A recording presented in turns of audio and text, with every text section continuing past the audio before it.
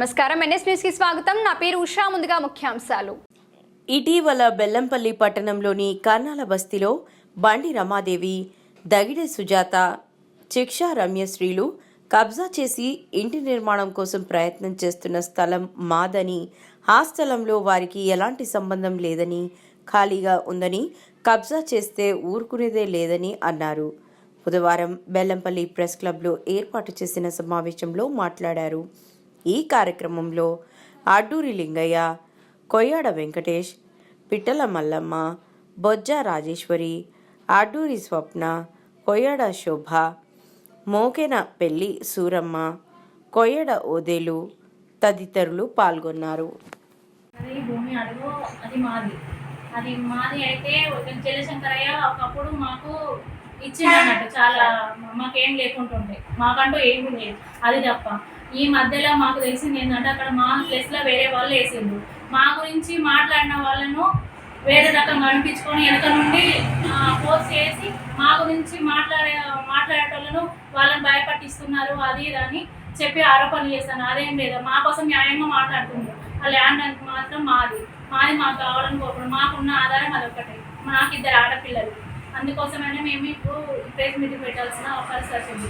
మా తరఫున వీళ్ళందరికీ చాలా మంది తెలుసు అక్కడ ఉన్న పరిస్థితి. మా నాన్నకు హెల్త్ బాగాలేక, మాకు అక్కడ నీళ్ళ సౌకర్యం, కరెంట్ సౌకర్యం లేక మా అక్కడ నుండి పొట్టకుట్టు కోసం వేరే ఊరికి వెళ్ళి బ్రతుకుతున్నాం. ఇప్పుడు వేరే వాళ్ళు మా పోచంపల్లి వాళ్ళు రామ వాళ్ళందరూ కలిసి ఇప్పుడు మాది అని అంటున్నారు. అది వాళ్ళది కాదు, అది మాది భూమి. మేము కట్టుకున్నాం ఈ భూమి మాది.